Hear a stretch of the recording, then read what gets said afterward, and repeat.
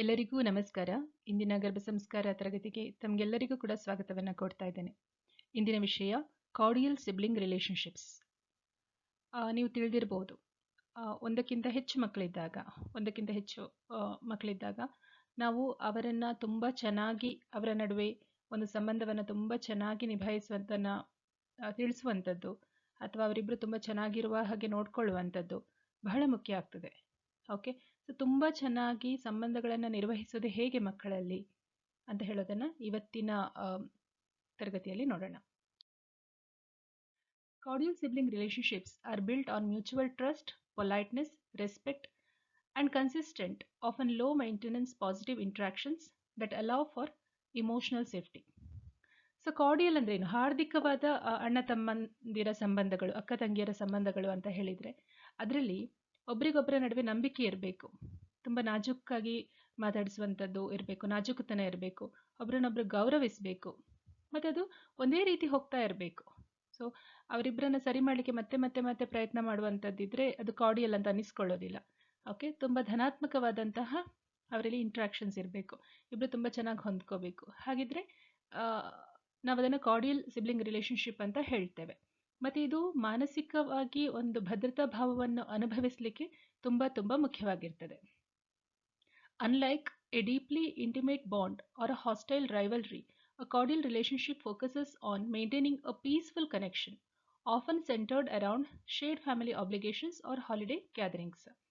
ಕೆಲವು ಕಡೆ ನೋಡಬೇಕಾದ್ರೆ ಸಿಬ್ಲಿಂಗ್ಸ್, ಅಣ್ಣ ತಮ್ಮ, ಅಕ್ಕ ತಂಗಿ, ಅಕ್ಕ ತಮ್ಮ, ಅಣ್ಣ ತಂಗಿ, ಹೀಗೆ ಯಾರು ಬೇಕಾದ್ರೂ ಇರ್ಬೋದು. ಸೊ ತುಂಬ ಕ್ಲೋಸ್ ಇರ್ತಾರೆ. ತುಂಬ ಕ್ಲೋಸ್ ಅಂದರೆ ತುಂಬ ಕ್ಲೋಸ್, ಒಬ್ರಿಗೆ ಹೇಳೋದು ಇನ್ನೊಬ್ರಿಗೇನೋ ಮಾಡ್ಲಿಕ್ಕೆ ಆಗೋದಿಲ್ಲ ಅಂಥದ್ದು ಇಂಟಿಮೇಟ್ ಬಾಂಡ್ ಇರ್ಬೋದು. ಅಥವಾ ಹಾಸ್ಟೈಲ್ ರೈವಲ್ರಿ, ಒಬ್ಬರೊಬ್ಬರಿಗೆ ಕಂಡ್ರೆ ಆಗೋದಿಲ್ಲ. ಇದೆರಡು ಕೂಡ ಎಕ್ಸ್ಟ್ರೀಮ್ಸ್.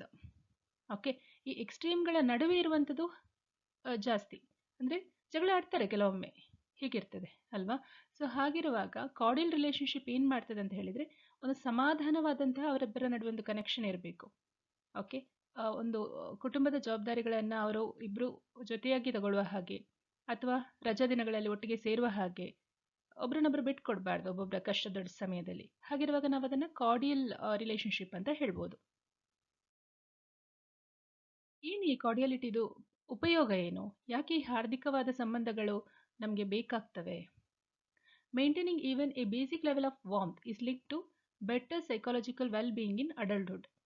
ಈಗ ಸಣ್ಣದಿರುವಾಗದಿಂದಲೇ ಒಂದು ಹಂತದ ಒಂದು ಬೆಚ್ಚಗಿನ ಭಾವ ಇದ್ದರೆ, ನನ್ನ ಅಣ್ಣ, ನನ್ನ ತಂಗಿ, ನನ್ನ ಅಕ್ಕ, ನನ್ನ ತಮ್ಮ, ಹೀಗೆ ಆ ಥರ ಒಂಥರ ಬೆಚ್ಚಗಿನ ಭದ್ರತಾ ಭಾವ ಇದ್ದರೆ ಅದು ವಯಸ್ಕರಾದ ಮೇಲೆ ಕೂಡ ಅದು ತುಂಬ ಚೆನ್ನಾಗಿ ನಮ್ಮನ್ನು ಕಾಪಾಡ್ಕೊಂಡು ಹೋಗುತ್ತೆ. ಏನಿದ್ರು ಕೂಡ ಓಕೆ, ಇವರಿದ್ದಾರೆ, ನನ್ನ ಸಿಬ್ಲಿಂಗ್ಸ್ ಇದ್ದಾರೆ ನನಗೋಸ್ಕರ, ಏನಿದ್ರು ಕೂಡ ಅವ್ರ ಹತ್ರ ಹೇಳ್ಬೋದು, ಅದೊಂದು ಧೈರ್ಯ ಬರ್ತದೆ. It serves as a protective factor against loneliness. ಒಂಟಿತನ ಕಾಡೋದಿಲ್ಲ. ಎಂತಿದ್ರು ಕೂಡ ಇಲ್ಲ, ಒಂದೊಂದೇ ಇದ್ದ ಮಗುಗೆ ಆ ಒಂಟಿತನ ಕಾಡೋದುಂಟು, ತನ್ನ ಯಾರ ಹತ್ರ ಜೊತೆ ಶೇರ್ ಮಾಡಬೇಕು ಅಂತ ಗೊತ್ತಾಗೋದಿಲ್ಲ ಅದಕ್ಕೆ. ಸಿಬ್ಲಿಂಗ್ಸ್ ಇದ್ರೆ ಏನು ವಿಷಯಗಳನ್ನು, ಸಣ್ಣ ಪುಟ್ಟ ವಿಷಯಗಳನ್ನು ಹೇಳ್ತದೆ ಅದು. And can provide emotional support during major life transitions such as caring for ageing parents. ಬದುಕಲ್ಲಿ ತುಂಬ ಮಹತ್ತರವಾದ ಘಟನೆಗಳು ನಡೀತವೆ. ಹಾಗಿರುವಾಗ ಸಿಬ್ಲಿಂಗ್ಸ್ ಇದು ಹೆಲ್ಪ್ ತುಂಬ ಬೇಕಾಗತ್ತೆ.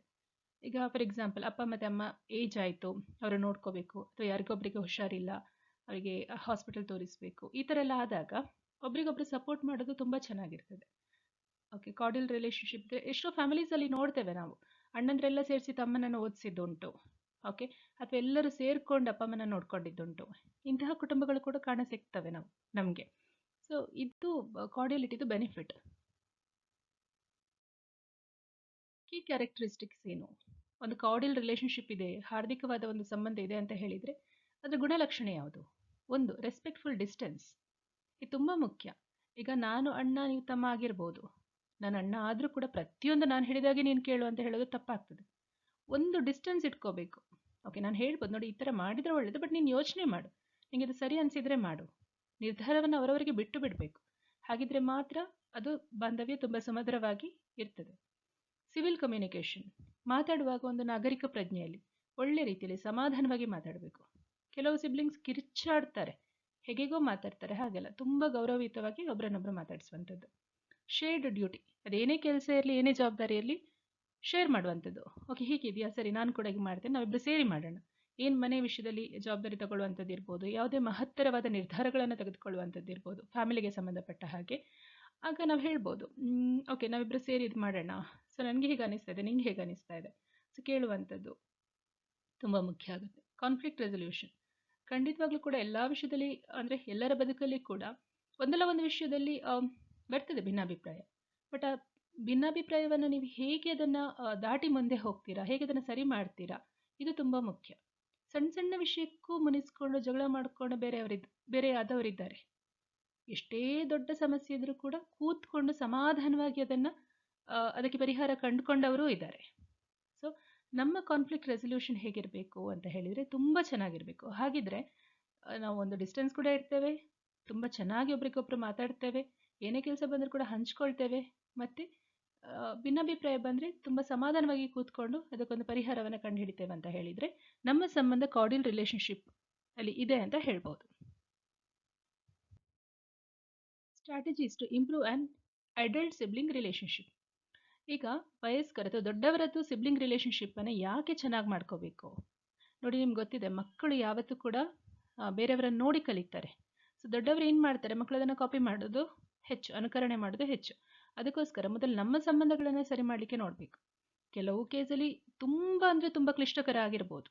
ಅಂದರೆ ಸಿಬ್ಲಿಂಗ್ಸ್ ಅವರು ನಮ್ಮ ಮಾತನ್ನು ಒಪ್ಪಲಿಕ್ಕೆ ಇಲ್ಲ, ಅಥವಾ ತುಂಬ ದ್ವೇಷದ ಭಾವನೆ ಇರ್ಬೋದು. ಆ್ಯಕ್ಚುಲಿ ಇಲ್ಲಿ ಇನ್ನೊಂದು ವಿಷಯ ನಾನು ತರಬೇಕು ಅಂತ ಹೇಳಿದರೆ, ಕೆಲವು ಸಲ ಸಿಬ್ಲಿಂಗ್ಸಲ್ಲಿ ಯಾಕೆ ಇಷ್ಟಕ್ಕೊಂದು ದ್ವೇಷ ಇರ್ತದಂತ ಹೇಳಿದರೆ, ನಮ್ಮದು ಪಾಸ್ಟ್ ಲೈಫ್ ರಿಗ್ರೆಷನಲ್ಲಿ ನಾವು ನೋಡ್ತೇವೆ. ಪ್ರೀವಿಯಸ್ ಲೈಫ್ದು ಕರ್ಮ, ಅನ್ಫಿನಿಶ್ಡ್ ಕರ್ಮ ಇದ್ದರೆ, ನಾವು ಯಾರಿಗೋ ತೊಂದರೆ ಮಾಡಿದರೆ ಅವರು ನಮಗೆ ತೊಂದರೆ ಕೊಟ್ಟದ್ದು ಕ್ಲಿಯರ್ ಮಾಡಬೇಕು. ಸೊ ಅವ್ರು ತೀರಾ ಹತ್ತಿರದ ಸಂಬಂಧದಲ್ಲಿ ಹುಟ್ಟುತ್ತಾರೆ. ಈಗ ಎಸ್ಪೆಷಲಿ ಸಿಬ್ಲಿಂಗ್ಸ್ ಆಗಿ ಹುಟ್ಟೋದು ಕೂಡ ಇದೆ. ಈಗ ಒಬ್ಬ ಅಣ್ಣ ಇದ್ದಾನೆ, ನನ್ನ ತಂಗಿಯನ್ನು ತುಂಬ ಕಂಟ್ರೋಲ್ ಮಾಡ್ತಾನೆ ಅಂತ ಅಂದ್ಕೊಳ್ಳಿ.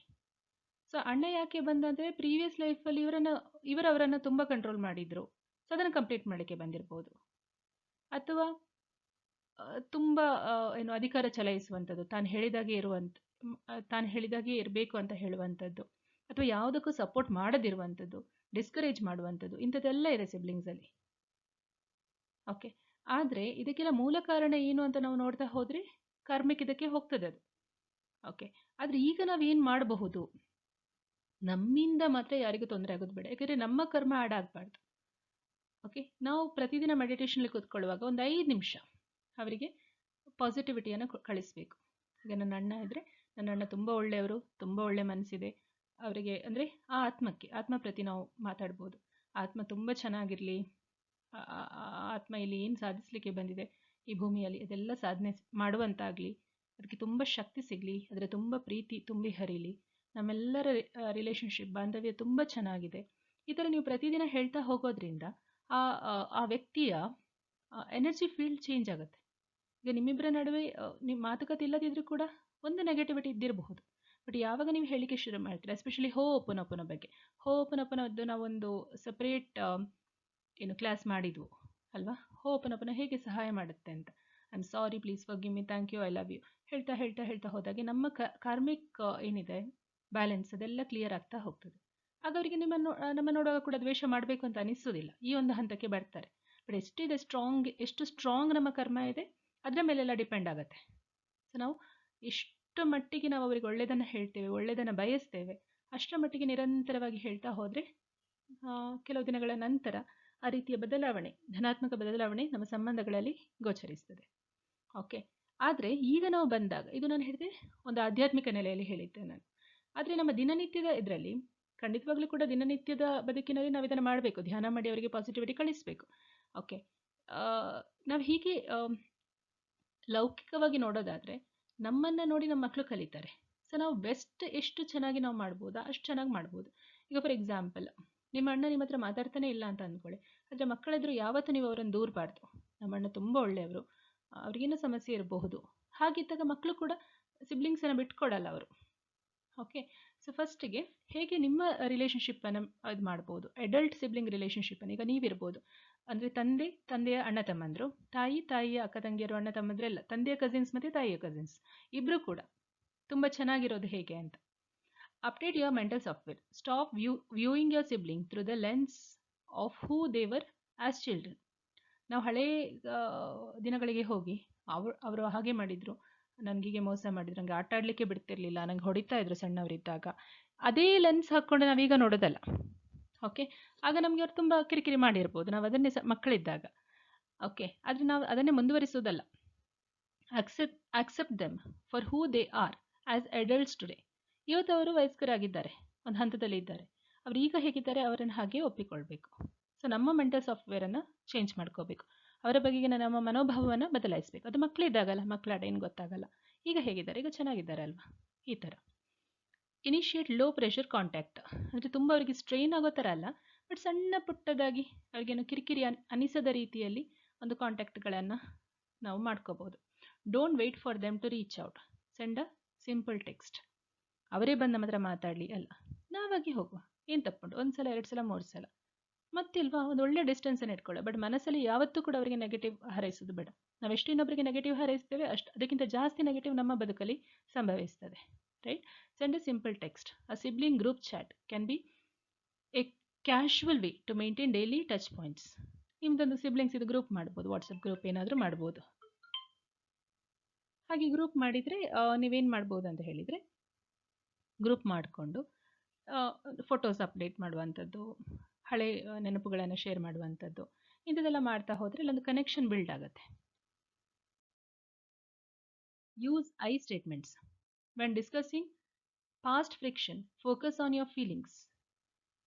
For example, I felt hurt when, rather than blaming them, which often triggers defensiveness. ಇಲ್ಲಿ ಏನಾಗುತ್ತೆ ಅಂತ ಹೇಳಿದರೆ, ಐ ಸ್ಟೇಟ್ಮೆಂಟ್ಸ್ ಅಂದರೆ ನಾವು ಮಾತಾಡುವ ರೀತಿಯನ್ನು ಬದಲಾಯಿಸಬೇಕು ಅಂತ ಹೇಳುವಂಥದ್ದು. ಹೇಗೆ ಮಾತಾಡುವ ರೀತಿಯನ್ನು ಬದಲಾಯಿಸ್ಬೋದು? ಈಗ ನೀನು ನನಗೆ ಅವತ್ತು ಹಾಗೆ ಹೇಳಿದೆ, ನೀನು ನನಗೆ ಬೈದೆ. ನೀನು ಅಂತ ಹೇಳಿದರೆ ಡೈರೆಕ್ಟ್ ಬ್ಲೇಮ್ ಅವ್ರ ಮೇಲೆ ಹಾಕಿದಾಗಾಯಿತು. ನನಗವತ್ತು ತುಂಬ ಬೇಜಾರಾಯಿತು, ನನಗವತ್ತು ಯಾಕೋ ನನ್ನ ನೆಗ್ಲೆಕ್ಟೆಡ್ ಅಂತ ಅನಿಸ್ಬಿಡ್ತು. ನಾನು ಅಂತ ಹೇಳಿದರೆ ಜವಾಬ್ದಾರಿ ನೀವು ತಗೊಳ್ತೀರಿ, ನನಗೆ ಫೀಲ್ ಆದದ್ದು. ನೀನಂತ ಹೇಳಿದರೆ ನಾವು ಅವರಿಗೆ ಬ್ಲೇಮ್ ಮಾಡಿ ಆಯ್ತು, ನಿಂದೇ ತಪ್ಪು ಅಂತ. ರೈಟ್, ಸೊ ಮಾತಾಡುವ ರೀತಿಯನ್ನು ನಾವು ಬದಲಾಯಿಸ್ಬೋದು.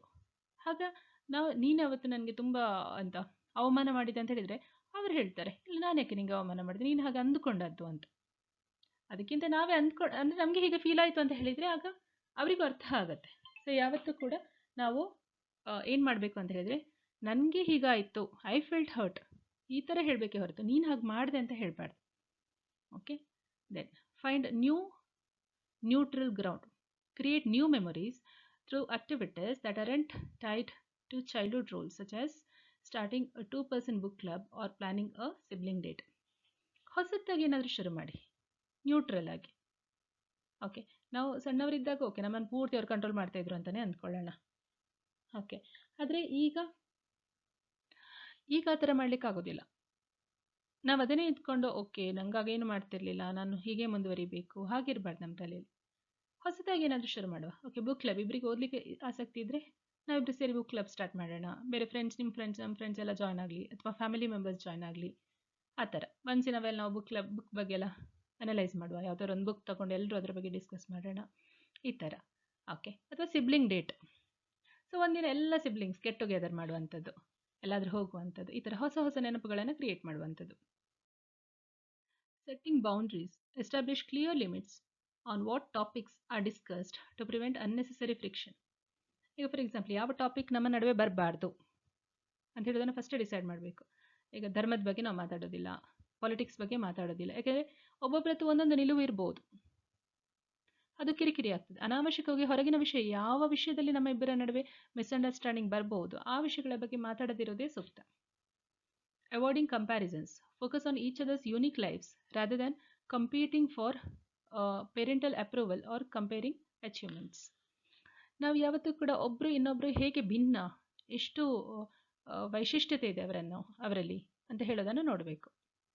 ಓಕೆ, ನಿನ್ನ ಬದುಕು, ನೀನು ಎಷ್ಟು ಚೆನ್ನಾಗಿ ಈಗ ಒಂದು ಸಿಟಿಯಲ್ಲಿ ಒಂದೊಳ್ಳೆ ಕಂಪ್ನಿಯಲ್ಲಿ ಇದೆಯಾ, ಒಳ್ಳೆ ಫ್ಲ್ಯಾಟ್ ತೊಗೊಂಡಿದ್ಯಾ, ಈ ಥರ ಎಲ್ಲ ನಿನ್ನ ಬದುಕಿದೆ, ಎಷ್ಟು ಚೆನ್ನಾಗಿದೆಯಾ ನೀನು ಅಂತ ಹೇಳಿದರೆ, ನೀನು ಹಳ್ಳಿಯಲ್ಲಿ ಎಷ್ಟು ಚೆನ್ನಾಗಿ ನಿಂದು ಆಹಾರ ನೀನೇ ಬೆಳೀತಾ ಇದೆಯಾ, ನೆಮ್ಮದಿಯಲ್ಲಿ ಊಟ ನಿದ್ದೆ ಮಾಡ್ತಿದ್ಯಾ, ಶುದ್ಧ ಆಹಾರ, ಶುದ್ಧ ಗಾಳಿ, ನೀರು, ನೀನೆಷ್ಟು ಚೆನ್ನಾಗಿದೆಯಾ, ಈ ಥರ ಭಿನ್ನವಾಗಿ ಒಬ್ಬರನ್ನೊಬ್ಬರನ್ನ ಗೌರವಿಸುವಂಥದ್ದು.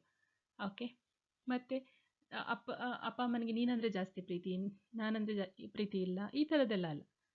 ಅವರಿಗೆ ಯಾಕೆ ಪ್ರೀತಿ, ಕೆಲವರದ್ದು ನೇಚರ್ ಅವರಿಗೆ ಇಷ್ಟ ಆಗ್ಬೋದು, ಈ ಥರ ಅಲ್ವಾ. ಸೊ ಒಪ್ಪಿಕೊಳ್ಳುವಂಥದ್ದು ತುಂಬ ಮುಖ್ಯ. ಕಂಪೇರ್ ಮಾಡಲಿಕ್ಕೆ ಹೋಗಬಾರ್ದು. ಕಂಪೇರ್ ಮಾಡಿದರೂ ಕೂಡ ಓಕೆ ಅವ್ರು ಆ ರೀತಿಯಲ್ಲಿ ಚೆನ್ನಾಗಿದ್ದಾರೆ, ನಾವು ಈ ರೀತಿಯಲ್ಲಿ ಚೆನ್ನಾಗಿದ್ದೇವೆ, ಆಗ ಈರ್ಷ್ಯೆ ಬರೋದಿಲ್ಲ. Practicing good enough communication, occasional check-ins, holiday calls, or attending family milestones together can sustain the bond without the pressure of constant intimacy. ಕೆಲವು ಸಲ ಸಿಬ್ಲಿಂಗ್ ಜೊತೆ ಯಾವಾಗಲೂ ಕಾಂಟ್ಯಾಕ್ಟಲ್ಲಿ ಇರೋದು ಅಂತ ಹೇಳಿದ್ರು ಕೂಡ ಕಿರಿಕಿರಿ ಆಗ್ಬೋದು ಕೆಲವರಿಗೆ. ಅದಕ್ಕೋಸ್ಕರ ಒಕೇಶನಲ್ ಆಗಿ, ಅಂದರೆ ಸಂಬಂಧ ಬಿಟ್ಟು ಹೋಗಬಾರ್ದು, ಯಾವಾಗಾದರೂ ಒಮ್ಮೆ ಮಾತಾಡುವಂಥದ್ದು, ರಜದಲ್ಲಿ ಮಾತಾಡುವಂಥದ್ದು, ಹಬ್ಬ ಇದ್ದಾಗ ಮನೆಗೆ ಕರೆಯುವಂಥದ್ದು, ಅಥವಾ ಫ್ಯಾಮಿಲಿ ಫಂಕ್ಷನ್ಸ್ಗೆಲ್ಲ ಒಟ್ಟಿಗೆ ಹೋಗುವಂಥದ್ದು, ಈ ಥರ ಎಲ್ಲ ಮಾಡಿದಾಗ ಅಲ್ಲಿ ಸಂಬಂಧ ಉಳಿದುಕೊಳ್ತದೆ. ಮಕ್ಕಳು ಕೂಡ ಗಮನಿಸ್ತಾ ಇರ್ತಾರೆ ಇದೆಲ್ಲವನ್ನು. Honouring shared history, acknowledging common childhood memories can act as a social glue even when the personal temperaments don't perfectly align. ಈಗ ನೀವು ಮತ್ತು ನಿಮ್ಮ ಸಿಬ್ಲಿಂಗ್ ಕಂಪ್ಲೀಟ್ಲಿ ಡಿಫ್ರೆಂಟ್ ಇರ್ಬೋದು. ಓಕೆ, ಅವರು ವೆಸ್ಟ್ ಅಂದರೆ ನೀವು ಈಸ್ಟ್ ಇರ್ಬೋದು. ಆದರೆ ನಿಮ್ಮಿಬ್ಬರದ್ದು ಕೂಡ ಸೇಮ್ ಚೈಲ್ಡ್ಹುಡ್ ಮೆಮೊರೀಸ್ ಇದೆ. ನೀವು ಇಬ್ಬರು ಸಣ್ಣವರಿದ್ದಾಗ ಅಪ್ಪ ಅಮ್ಮನ ಜೊತೆ ಜಾತ್ರೆಗೆ ಹೋದಿದ್ದಿರ್ಬೋದು, ಫಸ್ಟ್ ಟೈಮ್ ಐಸ್ ಕ್ರೀಮ್ ತಿನ್ನಲಿಕ್ಕೆ ಹೊರಗಡೆ ಹೋದದಿರ್ಬೋದು, ಎಲ್ಲಾದರೂ ಟೂರ್ ಹೋದದಿರ್ಬೋದು, ಟ್ರೈನಲ್ಲಿ ಹೋದದಿರ್ಬೋದು, ಸೊ ಅಥವಾ ಬರ್ಡೇ ಸೆಲೆಬ್ರೇಷನ್ ಮಾಡಿದ್ದಿರ್ಬೋದು ಸರ್ಪ್ರೈಸ್ ಆಗಿ, ಈ ಥರದ್ದೆಲ್ಲ. ಸೊ ಇಬ್ಬರದ್ದು ಕೂಡ ಅದು ಶೇರ್ಡ್ ಮೆಮೊರೀಸ್, ರಜೆಗೆ ಅಜ್ಜಿ ಮನೆಗೆ ಹೋದದ್ದು. ಸೊ ಇಂಥದ್ದನ್ನೆಲ್ಲ ನಾವು ಮಾತಾಡ್ತಾ ಹೋದರೆ ಅದೊಂಥರ ಸೋಷಿಯಲ್ ಗ್ಲೂ ಥರ. ನಮ್ಮ ನಂಬಿಕೆಗಳು, ನಮ್ಮ ವಿಚಾರಗಳು ಬೇರೆ ಬೇರೆ ಇದ್ದರೂ ಕೂಡ ಈ ನೆನಪುಗಳು ನಮ್ಮನ್ನು ಮತ್ತೆ ಮತ್ತೆ ಅದನ್ನು ಮೆಲುಕು ಹಾಕೋದ್ರಿಂದ ಸಂಬಂಧ ಗಟ್ಟಿಯಾಗ್ತದೆ. Parenting strategies to build cordial sibling bond. ಈಗ ಫಸ್ಟಿಗೆ ನಮ್ಮ ಸಿಬ್ಲಿಂಗ್ ರಿಲೇಷನ್ಶಿಪ್ ನಾವು ಚೆನ್ನಾಗಿ ಮಾಡ್ಕೋಬೇಕು. ಅದೇ ನಾನು ಹೇಳಿದಲ್ಲ, ಒಂದು ಕರ್ಮದ ಕಾರಣದಿಂದ ಇರ್ಬೋದು, ಬಟ್ ಅದಕ್ಕೆ ನೀವು ಪಾಸಿಟಿವಿಟಿ ಕೊಟ್ಟು ಕರ್ಮ ಕ್ಷಯಿಸಬೇಕು. ಅದು ಕ್ಷಯಿಸಿ ನೀವು ಚೆನ್ನಾಗಾಗ್ತೀರಾ. ಓಕೆ, ಇನ್ನೊಂದು ನಿಮ್ಮ ಹಂತದಲ್ಲಿ ಮಾಡಲಿಕ್ಕೆ ಸಾಧ್ಯ ಇದೆ. ಸಪೋಸ್ ಈಗ ನೀವು ಹೋಗಿ ಮಾತಾಡ್ಸಿದ್ರೆ ಅವ್ರು ಮಾತಾಡಬಹುದು, ಅಥವಾ ನೀವು ಒಂದು ಸ್ಟೆಪ್ ತಗೊಂಡ್ರೆ ತುಂಬ ಚೆನ್ನಾಗಿ ಮುಂದುವರಿಬಹುದು. ಆ ಥರ ಇದ್ದಾಗ ನೀವು ಮುಂದುವರಿಯೋದು ತುಂಬ ಒಳ್ಳೆಯದು, ಯಾಕೆಂದರೆ ಮಕ್ಕಳು ನಿಮ್ಮನ್ನು ಗಮನಿಸ್ತಾ ಇರ್ತಾರೆ. ಈಗ ತಂದೆ ತಾಯಿಯರಾಗಿ ನೀವು ನಿಮ್ಮ ಮಕ್ಕಳ ನಡುವೆ ಯಾವ ರೀತಿಯ ಬಾಂಧವ್ಯವನ್ನು ಬಲಪಡಿಸಲಿಕ್ಕೆ ನೀವು ನಿರ್ಧಾರ ಮಾಡ್ತೀರಿ, ನೀವು ಅದಕ್ಕೆ ಏನೇನು ಮಾಡಬಹುದು. ಓಕೆ, ಸೊ ಸ್ಟ್ರಾಟಜೀಸ್ ಏನೆಲ್ಲ ಇದೆ ಅಂತ ನೋಡ್ಕೊಳ್ಳೋಣ. First one, avoid the referee trap. Don't always jump in to settle fights. Allowing children to negotiate their own small squabbles helps them learn essential conflict resolution skills.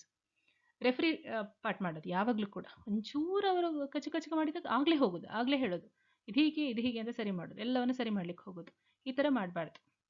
Okay, ಸ್ವಲ್ಪ ಬಿಟ್ಬಿಡ್ಬೇಕು, ನೋಡಿ ಅವರೇ ಏನು ಮಾಡ್ತಾರೆ, ಅವರೇನು ಸೊಲ್ಯೂಷನ್ ತಗೊಳ್ತಾರೆ ಅಂತ. ಸೊ ರೆಫರಿ ಟ್ರ್ಯಾಪಿಗೆ ಬಿಡಬೇಡಿ ನೀವು. ಸ್ವಲ್ಪ ಅವರಿಗೆ ಕಾನ್ಫ್ಲಿಕ್ಟ್ ರೆಸಲ್ಯೂಷನ್ ಸ್ಕಿಲ್ ಡೆವಲಪ್ ಆಗಲಿ, ಹೇಗೆ ಭಿನ್ನಾಭಿಪ್ರಾಯಗಳಿಂದ ಹೊರಗೆ ಬರೋದು ಅಂತ ಹೇಳೋದು ಅವರು ಕೂಡ ಕಲೀಲಿ. Next, eliminate comparisons. Avoid phrases like why can't you be more like your brother. ನೀನಕ್ಕೆ ನಿನ್ನ ಅಣ್ಣನ ಥರ ಇಲ್ಲ, ನಿಮ್ಮ ಅಕ್ಕ ಚೆನ್ನಾಗಿ ಓದ್ತಾಳೆ, ನೀನಾಕೆ ಓದ್ತಾ ಇಲ್ಲ. ಓಕೆ, ನಿಮ್ಮ ತಂಗಿ ತುಂಬ ಸೈಲೆಂಟ್, ನೀನೇನು ಇಷ್ಟೊಂದು ಮಾತಾಡ್ತೀಯ. ಸೊ ಕಂಪ್ಯಾರಿಸನ್ ಅಂತ ಹೇಳೋದೇ ಅಲ್ಲಿ ಬ್ರೇಕ್ ಮಾಡುತ್ತೆ ಅದು ಸಂಬಂಧವನ್ನು. ಸೊ ಪ್ಲೀಸ್ ಅದರ ಬದಲು ನೀನು ಯಾಕೆ ಹಾಗಿದ್ದೀಯ ಅಂದರೆ ನೀನು ಸರಿ ಇಲ್ಲ ಅಂತ ಅರ್ಥ. ಯಾವ ಮಗುವನ್ನು ಸರಿ ಇಲ್ಲ ಅಂತ ಹೇಳಲಿಕ್ಕಿಲ್ಲ. Okay, praise each child's individual strengths separately to reduce the need for competition. Separate ಆಗಿ, ಅಂದರೆ ಒಂದೇ ಕ್ಷಣಕ್ಕೆ ಅವಳು ಹೀಗೆ ನೀನು ಹೀಗೆ ಅಂತಲ್ಲ. ಒಂದು ಮಗು ಒಳ್ಳೇದು ಮಾಡುವಾಗ ಇದು ನಿಂದು ಸ್ಕಿಲ್, ಇದು ತುಂಬ ಚೆನ್ನಾಗಿದೆ, ಚಿತ್ರ ನೀನು ತುಂಬ ಚೆನ್ನಾಗಿ ಬಿಡಿಸ್ತೀಯ, ಅವಳು ಚಿತ್ರ ಬಿಡಿಸಬೇಕಾದ್ರೆ. ಸಂಜೆ ವಾಕ್ ಹೋಗಬೇಕಾದ್ರೆ ಒಂದು ಹುಡುಗಿ ಅಲ್ಲಿ ಗ್ರೌಂಡಿಗೆ ಹೋದ್ರಿ ಅಂತ ಅಂದ್ಕೊಳ್ಳಿ, ತುಂಬ ಚೆನ್ನಾಗಿ ಆಟ ಆಡ್ತಾನೆ, ನೀನು ತುಂಬ ಚೆನ್ನಾಗಿ ಆಟ ಆಡ್ತೀಯ. ಸೊ ಅವರವರ ಫೀಲ್ಡಲ್ಲಿ ಅವರವರ ಸ್ಕಿಲ್ಲನ್ನು ನೀವು ಸಪ್ರೇಟಾಗಿ ಅದನ್ನು ಅಂದರೆ ಪ್ರಶಂಸೆ ಕೊಡಬೇಕು ಅದಕ್ಕೆ. ಹಾಗಿರುವಾಗ ಅವರಿಗೆ ಕಂಪ್ಯಾರಿಸನ್ ಮಾಡೋದು ನಿಂತು ಹೋಗುತ್ತೆ. ಓಕೆ, ಅವಳು ಡಿಫ್ರೆಂಟ್, ನಾನು ಡಿಫ್ರೆಂಟ್, ಅವಳು ಚೆನ್ನಾಗಿದ್ದಾಳೆ, ನಾನು ಚೆನ್ನಾಗಿದ್ದೇನೆ, ಈ ಥರ ಮಾಡಬೇಕು. ಇದು ಒಂದು ಪೇರೆಂಟಿಂಗ್ ಸ್ಟ್ರಾಟಜಿ. ಸೊ ಕೂಡಲೇ ಪರಿಹಾರ ಕೊಡ್ಲಿಕ್ಕೆ ಹೋಗಬೇಡಿ, ಮತ್ತು ಕಂಪೇರ್ ಅಂತೂ ಯಾವತ್ತೂ ಮಾಡಬೇಡಿ. Next, incentivise team work. Incentive ಕೊಡೋದು ಅಂತ ಇರ್ತದೆ. Okay, give siblings task they must complete together to earn a shared reward such as a special movie night or dessert. This frames them as allies rather than rivals. Team work ಕೊಡೋದು ಯಾವತ್ತೂ ಕೂಡ ನೋಡಿ, competition ಅದಕ್ಕೆ ಓಶೋ ಹೇಳ್ತಾರೆ ಒಂದು ಕಡೆ, competition ಇಡಬಾರ್ದು ಅಂತ, cooperation ಇಡಿ ಅಂತ. ಟೀಮ್ ವರ್ಕ್ ಕೊಡಿ ಯಾವತ್ತೂ ಕೂಡ, ಕಾಂಪಿಟೇಷನ್ ಇಡಬೇಡಿ ಮಕ್ಕಳಿಗೆ ಅಂತ. ಕಾಂಪಿಟೇಷನಲ್ಲಿ ಏನಾಗುತ್ತೆ, ಸೋತ ಮಗು ತುಂಬ ಬೇಜಾರು ಮಾಡ್ಕೊಳ್ತಿದೆ, ನಾನು ಪ್ರಯೋಜನ ಇಲ್ಲ ಅಂದ್ಕೊಳ್ತಿದೆ. ಗೆದ್ದ ಮಗುಗೆ ಅಹಂಕಾರ ಬರ್ತದೆ, ನಾನು ಎಲ್ಲರಿಗಿಂತ ಶ್ರೇಷ್ಠ ಅಂತ. ಸೊ ಇದೆರಡು ಕಡೆ ಕೂಡ ಡ್ಯಾಮೇಜೇ ಮಾಡುವಂಥದ್ದು. ಸೊ ಅದಕ್ಕೋಸ್ಕರ ಟೀಮ್ ವರ್ಕ್. ನಾನು ಕೂಡ ಕಾಲೇಜಲ್ಲಿ ಪ್ರೆಸೆಂಟೇಷನ್ಸೇ ಕೊಡೋದು ಜಾಸ್ತಿ, ಟೀಮ್ ವರ್ಕೇ ಕೊಡುವಂಥದ್ದು ಬಿಟ್ಟು ಇಂಡಿವಿಜುವಲ್ ಕಾಂಪಿಟೇಷನ್ಸ್ ತುಂಬ ತುಂಬ ಕಡಿಮೆ. ಓಕೆ, ನೀವು ಇದನ್ನು ಮನೇಲಿ ಕೂಡ ಅಪ್ಲೈ ಮಾಡ್ಬೋದು. ಸೊ ಅವರಿಗೊಂದು ಸಿಂಪಲ್ ಟಾಸ್ಕ್ ಕೊಟ್ಟು, ಓಕೆ ಇವತ್ತೆಲ್ಲ ಇಬ್ಬರು ಸೇರಿ ಇವತ್ತು ಮನೆ ಸುತ್ತ ಎಲ್ಲ ಕ್ಲೀನ್ ಮಾಡಬೇಕು, ಗಿಡಗಳದ್ದು ಇದೆಲ್ಲ ತೆಗೆದು ಅಲ್ಲೆಲ್ಲ ಕ್ಲೀನ್ ಮಾಡಬೇಕು, ಇಬ್ಬರು ಸೇರಿ ಮಾಡಬೇಕು. ಮಾಡಿದರೆ ನಿಮಗೆ ಶೇರ್ಡ್ ಇವತ್ತು ಸರ್ಪ್ರೈಸ್ ಇದೆ ಅಂತ, ಆ ಥರ ಹೊರಗಡೆ ಕರ್ಕೊಂಡು ಹೋಗೋದು ಏನಾದರೂ ಒಂದು ಮಾಡ್ಬೋದು. ಸ್ಪೆಷಲಾಗಿ ಏನಾದರೂ ಅವರಿಗೆ ಇಷ್ಟ ಆಗಿರುವಂಥದ್ದು ಏನಾದರೂ ತಯಾರು ಮಾಡುವಂಥದ್ದು, ಅಥವಾ ಬೆಳದಿಂಗಳ ಊಟ, ಈ ಥರ ಎಲ್ಲ ಮಾಡ್ಬೋದು. ಓಕೆ, ಆಗ ಅವರು ಯಾವಾಗ ಕೂಡ ನನಗೂ ಬೆನಿಫಿಟ್ ಇದೆ ನಿನಗೂ ಬೆನಿಫಿಟ್ ಇದೆ ನಾವಿಬ್ಬರು ಸೇರಿ ಮಾಡೋಣ ಅಂತ ಬಂದರೆ ಆಗ ರೈವಲ್ರಿ ಹೋಗ್ತದೆ, ಆ ಒಂದು ಏನು ಹೇಳೋದು ಮಿತ್ರತ್ವ ಬರ್ತದೆ, ಅಲ್ಲಿ ಶತ್ರುತ್ವ ಹೋಗ್ತದೆ. Schedule individual time providing at least 10-15 minutes of one-on-one attention to each child daily can significantly decrease their need to fight for your approval. ಈಗ ಕೆಲಸ ಏನಾಗ್ತದೆ, ಅಮ್ಮ ಡ್ಯೂಟಿ ಹೋಗಿರ್ತಾರೆ, ಬಂದ ತಕ್ಷಣ ಇಬ್ಬರು ಮಕ್ಕಳು ಕೂಡ ಅಮ್ಮನ ಮೇಲೆ ಬೀಳ್ಕೊಳ್ತಾರೆ. ಅವರೇನೋ ಹೇಳ್ತಾರೆ ಇವರೇನೋ ಹೇಳ್ತಾರೆ, ಅದು ತುಂಬ ಕಷ್ಟ. ಅದಕ್ಕೆ ಹೇಳ್ಬೇಕು 10 ನಿಮಿಷ ನಿಮಗೆ ಟೈಮ್ ಕೊಡ್ತೇನೆ, ಇದು ನಿನ್ನ ಟೈಮ್, ಆಮೇಲೆ ನಿನ್ನ ತಂಗಿ ಟೈಮ್, ಅಥವಾ ನಿನ್ನ ಟೈಮ್, ಆಮೇಲೆ ನಿಮ್ಮ ತಮ್ಮನ ಟೈಮ್, ನಿಮ್ಮ ಅಣ್ಣನ ಟೈಮ್, ಈ ಥರ ಟೈಮ್ ಕೊಡಬೇಕು. 7 ಗಂಟೆಯಿಂದ 7:15 ತನಕ ಯಾರೂ ಡಿಸ್ಟರ್ಬ್ ಮಾಡಲಿಕ್ಕಿಲ್ಲ, ನಾನು ನಿನ್ನ ಜೊತೆ ಮಾತ್ರ ಮಾತಾಡ್ತೀನಿ, ಏನಿದೆ ಇವತ್ತಿನ ದಿನ ಅದೆಲ್ಲ ಹೇಳಬೇಕು ನನಗೆ ಅಂತ. ಸೊ ಇಂಡಿವಿಜುವಲ್ ಟೈಮ್ ಕೊಟ್ಟಾಗ ಆಗ ಅವರಿಗೆ ಆ ಅಭದ್ರತೆ ಕಾಡೋದಿಲ್ಲ. ಓಕೆ, ನನಗೆ ನನ್ನ ಸಮಯ ಇದೆ ಅಂತ ಗೊತ್ತಾಗ್ತದೆ. Children with a large age gap, ಈಗ ಏಜ್ ಗ್ಯಾಪ್ ಜಾಸ್ತಿ ಆದಾಗ 2 ವರ್ಷ 3 ವರ್ಷ ಓಕೆ, 4 ವರ್ಷ ಕೂಡ ತುಂಬ ಏಜ್ ಗ್ಯಾಪ್, 8 ವರ್ಷ 9 ವರ್ಷ 10 ವರ್ಷ 12 ವರ್ಷ ಈ ಥರ ಎಲ್ಲ ಏಜ್ ಗ್ಯಾಪ್ ಇದ್ದಾಗ ನಾವು ಅದನ್ನು ಸ್ವಲ್ಪ ಭಿನ್ನವಾಗಿ ನಾವು ಅದನ್ನು ನಿರ್ವಹಿಸಬೇಕಾಗತ್ತೆ. Managing children with large age gap requires a balancing act between meeting vastly different developmental needs while fostering a unique non competitive bond. ನಿಮ್ಗೆ ಗೊತ್ತಿರ್ಬೋದು, ಈಗ ಮಾಂಟೆಸರಿ ಆ ಚಾಪ್ಟ್ರಲ್ಲಿ ಕೂಡ ನಾವು ನೋಡಿದ್ದೇವೆ, ಆ ಕ್ಲಾಸಲ್ಲಿ ಕೂಡ ನೋಡಿದ್ದೇವೆ.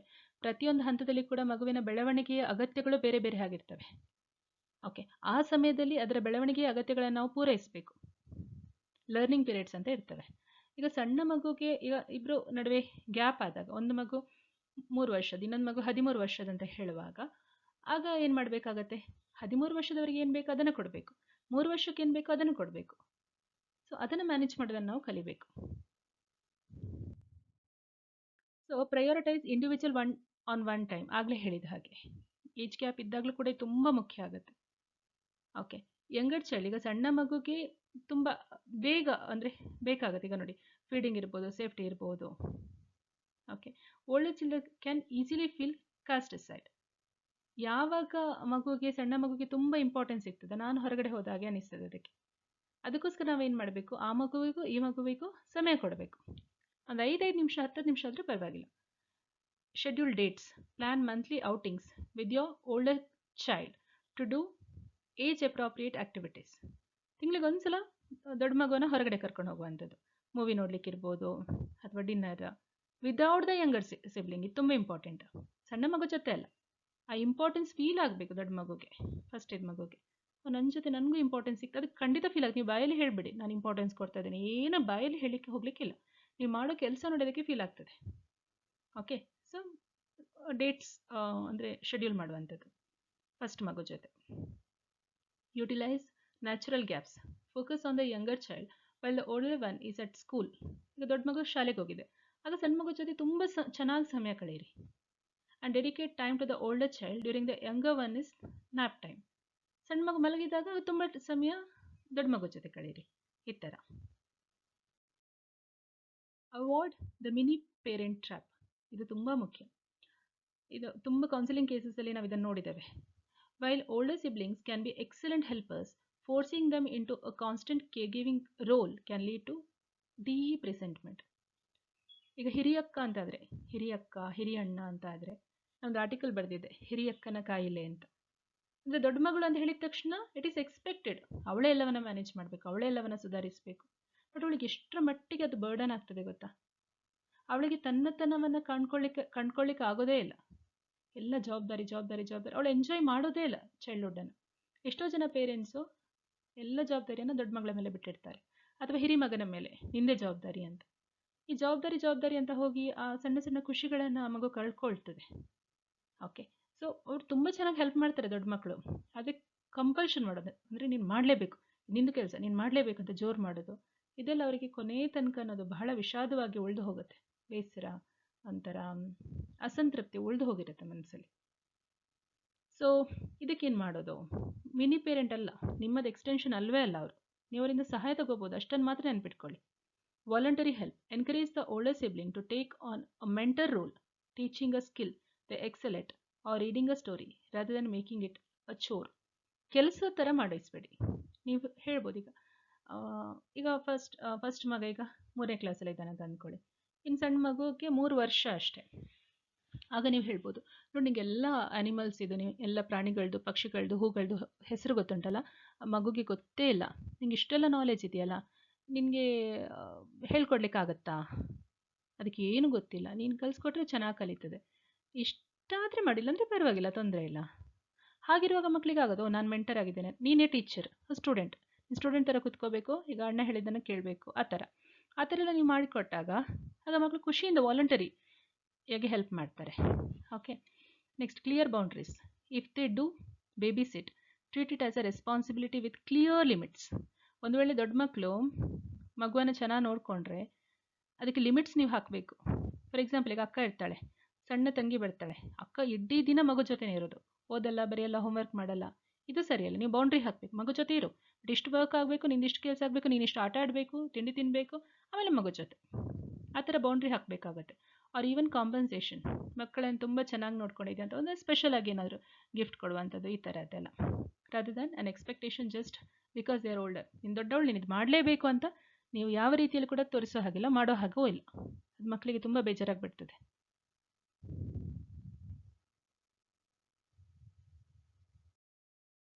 Manage fair versus equal rules.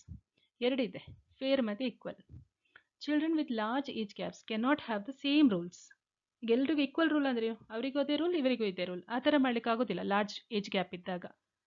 ಹಾಗಿರುವಾಗ ಅವರಿಗೆ ಅನಿಸ್ತದೆ ಇದು ನನಗೆ ಅನ್ಯಾಯ ಆಗ್ತಿದೆ ಅಂತ ಹೇಳಿ ಬೇಜಾರಾಗ್ಬೋದು ಅವರಿಗೆ. So explain the why. Be open about why rules differ based on their stage of development and responsibilities.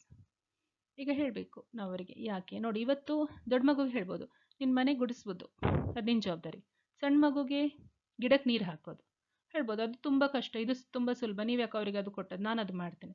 ಇಲ್ಲ ನೋಡಿ, ನಿನ್ನ ಏಜ್ಗೆ ಇದು ಮಾಡಬೇಕು, ಅವರ ಏಜ್ಗೆ ಆಗೋದಿಲ್ಲ, ಗುಡಿಸ್ಲಿಕ್ಕೆ ಕೈಗೆ ಅಷ್ಟು ಶಕ್ತಿ ಇರೋದಿಲ್ಲ. ನೀರು ಹಾಕ್ಬೋದು, ಎಲ್ಲೆಲ್ಲೋ ಚೆಲ್ದ ನೀರು ಬೇಕಾದ್ರೆ ಅಂದರೆ ಚೆಲ್ಲಿದ್ರೆ ಪರವಾಗಿಲ್ಲ, ಗಾರ್ಡನಲ್ಲಿ ಮನೆ ನೀಟಾಗಿ ಗುಡಿಸ್ಬೇಕು. ನೆಕ್ಸ್ಟ್ ನಿನ್ನ ಏಜ್ಗೆ ಬಂದಾಗ ಅವರಿಗೂ ಅದೇ ಕೆಲಸ. ಇದು ಏಜ್ ಅಪ್ರಾಪ್ರಿಯೇಟ್ ವರ್ಕ್ ಅಂತ ಎಕ್ಸ್ಪ್ಲೇನ್ ಮಾಡಬೇಕು ನಾವು. ಪ್ರತಿಯೊಂದಕ್ಕೂ ಲಾಜಿಕ್ ಕೊಡಿ, ಮಕ್ಕಳಿಗೆ ಅರ್ಥ ಆಗುತ್ತೆ. ಡೈರೆಕ್ಟ್ ಹೇರಬಾರ್ದು ನಾವು. Respect privacy. Ensure the older child has its own space that is off limits to a curious younger sibling who might break their belongings. ಅಂದರೆ ಪ್ರೈವಸಿಯನ್ನು ಗೌರವಿಸುವಂಥದ್ದು. ಈಗ ಏನು ಆಗ್ತದೆ ಅಂತ ಹೇಳಿದರೆ, ದೊಡ್ಡ ಮಕ್ಕಳು ತುಂಬ ಚೆನ್ನಾಗಿ, ಕೆಲವು ಮಕ್ಕಳು ನೀಟಾಗಿ ಎತ್ತಿಡ್ತಾರೆ ಅವರ ವಸ್ತುಗಳನ್ನೆಲ್ಲ. ಸಣ್ಣ ಮಗು ಬಂದು ನನಗೆ ಅದು ಬೇಕು ಇದು ಬೇಕಂತ ಕೇಳಿ ಹಾಳು ಮಾಡ್ತದೆ, ಅವ್ರಿಗೆ ತುಂಬ ಬೇಜಾರಾಗ್ತದೆ, ಜಗಳ ಆಗುತ್ತೆ. ಸೊ ನಾವೇನು ಮಾಡ್ಬೋದು, ಪ್ರೈವಸಿಯನ್ನು ರೆಸ್ಪೆಕ್ಟ್ ಮಾಡುವಂಥದ್ದು. ಅವರಿಗೆ ಅವರದೇ ಸ್ಪೇಸ್ ಕೊಡಿ, ಎತ್ತರದಲ್ಲಿ. ನಿನ್ನ ವಸ್ತುಗಳನ್ನು ಇಲ್ಲೇ ಇಡು, ಮಗು ಕೊಡಬೇಡ, ಇದು ನಿನ್ನ ವಸ್ತು. ಮಗುಗೆ ಹೇಳೋದು ಅಣ್ಣನ ಮುಟ್ಲಿಕ್ಕಿಲ್ಲ ಅಂತ, ಅದು ಬೇಕಂತ ಹೇಳ್ತದೆ, ಬಟ್ ನೀವು ಅದನ್ನು ನೆಗ್ಲೆಕ್ಟ್ ಮಾಡ್ಬೋದು. ಆದರೆ ಮಗುಗೆ ಏನು ಅಗತ್ಯ ಇದೆ ಅದನ್ನು ಮಾಡಬೇಕು, ಎಲ್ಲವನ್ನ ತೆಗೆದು ಹಾಳು ಮಾಡಲಿಕ್ಕೆ ಅವಕಾಶ ಕೊಡಬಾರ್ದು. Find age neutral family activities. Age neutral ಅಂದರೆ ಇಬ್ಬರಿಗೂ ಅದು ಹೆಲ್ಪ್ ಆಗುವಂಥ ಆಕ್ಟಿವಿಟೀಸನ್ನು ಮಾಡ್ಬೋದು. Planning outings that satisfy both toddler and teenager requires creativity. So ಸೃಜನಶೀಲತೆಯನ್ನು ಹೆಚ್ಚು ಮಾಡುವಂತಹ ಜಾಗಗಳಿಗೆ ಕರ್ಕೊಂಡು ಹೋಗುವಂಥದ್ದು ಮಾಡ್ಬೋದು. Universal locations, beach, park, science museum, amusement park. ಇಬ್ಬರಿಗೂ ಕೂಡ ಖುಷಿ ಆಗುತ್ತೆ ಅದರಲ್ಲಿ, ಯಾವುದೇ ಏಜ್ ಗ್ರೂಪಿಗೂ ಕೂಡ. Divide and conquer. Don't be afraid to split up during an outing. One parent takes the younger child to the playground while the other goes on a longer hike or places like that with the elder one. Okay, ಇದೇನು ಮಾಡ್ಬೋದು, ನೀವು ಸ್ವಲ್ಪ ಅವ್ರು ದೊಡ್ಡವರಾದಾಗ ಇಬ್ಬರಿಗೂ ಒಂದೇ ದಿನ ತುಂಬ important ಇದೆ ಅಂತ ಅಂದ್ಕೊಳ್ಳಿ, ಆಗ ಫ್ಯಾಮಿಲಿ ಸ್ಪ್ಲಿಟ್ ಮಾಡ್ಬೋದು, ಏನು ತೊಂದರೆ ಇಲ್ಲ. ಒಬ್ಬರು ದೊಡ್ಡ ಮಗು ಜೊತೆ ಹೋದರೆ ಇನ್ನೊಬ್ರು ಚಿಕ್ಕ ಮಗು ಜೊತೆ ಹೋಗುವಂಥದ್ದು. ಬಟ್ ನೀವಲ್ಲಿ ಟ್ವಿಸ್ಟ್ ಕೊಡ್ಬೋದು, ಸಂಜೆ ಹೊತ್ತು ಇಬ್ಬರು ಅವ್ರಿಗೆ ಹೇಳೋದು ಹಾಗೆ ಒಂದು ಪ್ಲೇಸ್ಗೆ ಬರುವಂಥದ್ದು, ಅಲ್ಲಿ ಏನಾದರೂ ಟ್ರೀಟ್ ಕೊಡಿಸುವಂಥದ್ದು, ಇಂಥದ್ದೆಲ್ಲ ಮಾಡ್ಬೋದು. ಹೊಸ ಹೊಸ ಎಕ್ಸ್ಪೆರಿಮೆಂಟ್ಸ್ ಮಾಡ್ತಾ ಹೋಗ್ಬೋದು ನೀವು ಫ್ಯಾಮಿಲಿ ಜೊತೆ, ಆಗ ಒಂಥರ ಚೈತನ್ಯ ಇರ್ತದೆ ಲೈಫಿಗೆ. Foster the mentor hero dynamic. Leverage the natural admiration younger children often have for their older siblings. ಹೆಚ್ಚಾಗಿ ಸಣ್ಣ ಮಕ್ಕಳಿಗೆ ಅಣ್ಣ ಅಥವಾ ಅಕ್ಕ ಅಂದರೆ ಅವರು ಒಂಥರ ಹೀರೋಯಿನ್ಸ್ ಥರ. ಅವ್ರಿಗೆಲ್ಲೋ ಗೊತ್ತು ನಂಗೆ ಗೊತ್ತಿಲ್ಲ, ಅವರನ್ನು ನೋಡಿ ಕಲಿಯುವಂಥದ್ದೆಲ್ಲ ಇರುತ್ತೆ. ಸೊ ಅದನ್ನು ನೀವು ಬಳಸ್ಕೋಬೋದು. ಓಕೆ, ಮೆಂಟರ್ ಹೀರೋ ಅಂತ ಹೇಳಿ. ಹೇಗೆ? Praise team work. Actively praise positive interactions no matter how small to reinforce their bond as allies. ಅವರು ಮಿತ್ರರಾಗುವಂತಹ ಯಾವುದೇ ಇಂಟ್ರಾಕ್ಷನ್ ಇರ್ಬೋದು, ಟೀಮ್ ವರ್ಕನ್ನು ನೀವು ಶ್ಲಾಘಿಸಬೇಕು. ಇಷ್ಟು ಚೆನ್ನಾಗಿ ಇಬ್ಬರು ಸೇರಿ ಮಾಡಿದ್ರೆ ಓಕೆ, ಇಬ್ಬರು ಸೇರಿಗ ಕ್ಲೀನ್ ಮಾಡ್ಲಿಕ್ಕೆ ಹೋಗ್ತಾರೆ, ಹೇಗಾಗುತ್ತೆ ನೋಡಿ. ಅವರಿಬ್ಬರು ಸೇರಿದರೆ ಏನು ಬೇಕಾದರೂ ಮಾಡ್ತಾರೆ, ಇಂಥದ್ದು ಮಾತುಗಳು. ಆಗ ಅವರು ನಿಜವಾಗ್ಲೂ ಕೂಡ ನೋಡಿ, ಮಕ್ಕಳ ಏನು ಶಬ್ದಕೋಶಗಳನ್ನು ನಾವೇ ತುಂಬಿಸ್ತೇವೆ ಆ್ಯಕ್ಚುಲಿ. ಓಕೆ, ನಾವೇನು ಹೇಳ್ತೀವಿ ಅದು ರೆಕಾರ್ಡ್ ಆಗುತ್ತೆ ಅಲ್ಲಿ. Next, educational rule. Help the older child understand that the younger one is still learning emotional regulation. This builds there patience and empathy. ನಾವು ಅವರಿಗೆ ಎಜುಕೇಷನ್ ಕೊಡಬೇಕು. ಎಜುಕೇಷನ್ ಅಂದ್ರೆ ಏನು ಅರ್ಥ ಮಾಡಿಸ್ಬೇಕು ದೊಡ್ಡ ಮಗುಗೆ. ಓಕೆ, ಫಸ್ಟ್ ಮಗುಗೆ ನೋಡೋದು ಸಣ್ಣದಲ್ಲ, ಅದಕ್ಕೆ ಗೊತ್ತಾಗೋದಿಲ್ಲ ಅಂತ. ಈಗ ನಾನು ಹೇಳ್ತೇನೆ, ನನ್ನ ಸೊಸೆಗೆ, ಅವಳಿಗೆ 9 ಇಯರ್ಸ್. ಓಕೆ, ನನ್ನ ಮಗಳಿಗೆ ಈಗ 2.5 ಇಯರ್ಸ್. ಸೊ ಅವಳಿಗೆ ಕೆಲವು ಕ್ವಶನ್ಸ್ ಎಲ್ಲ ಇದೆ. ಯಾಕೆ ಅವಳು ಅಂದರೆ ಇವಳಿಗೆ ಅದು ಸರಿ ಅಂತ ಅನಿಸೋದಿಲ್ಲ ಅವಳು ಮಾಡೋದು ಕೆಲವು ವಿಷಯಗಳು. ಅವಳೆಲ್ಲ ನನ್ನ ವಸ್ತುಗಳನ್ನೇ ಎತ್ತಾಕ್ತಾಳೆ, ಅವಳೆಲ್ಲ ನನ್ನ ವಸ್ತುಗಳನ್ನು ಹರಡಿರ್ತಾಳೆ ಅಂತ. ಮತ್ತು ನಾಯಿ ಮುಟ್ಬೇಡ ಅಂದರೂ ಕೂಡ ನಾಯಿ ಮುಟ್ತಾಳೆ. ಅದೆಲ್ಲ ತಪ್ಪಲ್ವಾ? ಹಾಗೆ ಕೇಳ್ತಾಳೆ. ಓಕೆ, ನಾನಾಗ ಸಮಾಧಾನವಾಗಿ ಹೇಳುವಂಥದ್ದು. ಅಥವಾ ಅವಳು ಬಂದು ಇವಳಿಗೆ ಚಿವುಟಿದ್ಲು ಅಂತ ಅಂದ್ಕೊಳ್ಳೋಣ.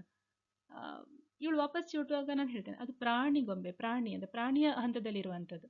ಮನುಷ್ಯ ಬೆಳೆಯುವಂಥದ್ದು ಹಂತ ಹಂತವಾಗಿ ಮನುಷ್ಯ ಬೆಳೀತಾನೆ. ಹುಟ್ಟಿದಾಗ ಏನಿರುವಂಥದ್ದು ತನ್ನನ್ನು ತಾನು ಸರ್ವೈವ್ ಮಾಡಬೇಕು. ಮನುಷ್ಯ ಕೂಡ ಒಂದು ಪ್ರಾಣಿನೇ ಹುಟ್ಟುವಾಗ. ಸೊ ಪ್ರಾಣಿಯಿಂದ ನಿಧಾನಕ್ಕೆ ನಾಗರಿಕ ಸಮಾಜದೆಲ್ಲ ಇದನ್ನು ವಿಷಯಗಳನ್ನು ಕಲಿತಾ ಹೋಗ್ತಾನೆ. ಈಗ ನೋಡು, ಅವಳಿಗೆ ಏನು ಬೇಕಾಗಿರೋದು, ಅವಳ ವಸ್ತು ತೆಗೆದ್ರೆ ಯಾಕೆ ಭಯ ಆಗುತ್ತೆ, ನನಗದು ಸಿಗೋದಿಲ್ವೇನೋ ಅಂತ ಅವಳಿಗೆ ಭಯ ಇರುತ್ತೆ. ಸೊ ಅದಕ್ಕೋಸ್ಕರ ಅವಳು ಮುಟ್ಲಿಕ್ಕೆ ಬಿಡೋದಿಲ್ಲ ವಸ್ತುಗಳನ್ನು. ಬೆಳೀತಾ ಬೆಳೀತಾ ಹೋದಾಗೆ ಗೊತ್ತಾಗ್ತದೆ, ಓಕೆ ಸೇಫ್ಟಿ ಇದೆ, ನನ್ನ ವಸ್ತು ಯಾರಾದರೂ ತಗೊಂಡ್ರು ಕೂಡ ವಾಪಸ್ ಕೊಡ್ತಾರೆ, ಹೀಗೆ. ಓಕೆ, ಮತ್ತು ಆಸೆಯನ್ನು ಕಂಟ್ರೋಲ್ ಮಾಡೋದು ಗೊತ್ತಿರೋದಿಲ್ಲ, ಬೇಕೇ ಬೇಕು ಅಂತ ನೋಡಿದ ತಕ್ಷಣ. ಈಗ ನೋಡಿ, ನೀನು ಎಷ್ಟು ಚೆನ್ನಾಗಿ ರೆಗ್ಯುಲೇಟ್ ಮಾಡ್ತೀಯಾ, ಇದು ಸಾಧ್ಯ ಆಗುತ್ತೆ. ಒಂದು ಪ್ರತಿಯೊಂದು ಮಗು ಕೂಡ ಮೊದಲನೇದಾಗಿ ಪ್ರಾಣಿಯ ಗುಣಲಕ್ಷಣಗಳನ್ನು ಹೊಂದಿರ್ತದೆ. ಇನ್ಸ್ಟಿಂಕ್ಟ್ ಇರ್ತದಲ್ಲ, ಆನಿಮಲ್ ಇನ್ಸ್ಟಿಂಕ್ಟ್ಸ್, ಆ ಥರ. ಅದಕ್ಕೆ ಊಟ ಅಂದರೆ ಊಟ ಬೇಕೇ ಬೇಕು, ನಿದ್ದೆ ಅಂದರೆ ಆ ಕ್ಷಣಕ್ಕೆ ನಿದ್ದೆ ಮಾಡಿಯೇ ಬಿಡಬೇಕು. ಕಂಟ್ರೋಲ್ ಮಾಡೋದು ಗೊತ್ತಿರಲ್ಲ ಅದಕ್ಕೆ. ಇಮೋಷನಲ್ ರೆಗ್ಯುಲೇಷನ್, ಭಾವನೆಗಳನ್ನು ನಿಯಂತ್ರಿಸುವಂಥದ್ದು ಗೊತ್ತೇ ಇರೋದಿಲ್ಲ. ಸೊ ಪ್ರಾಣಿಯ ಥರ ಅದು.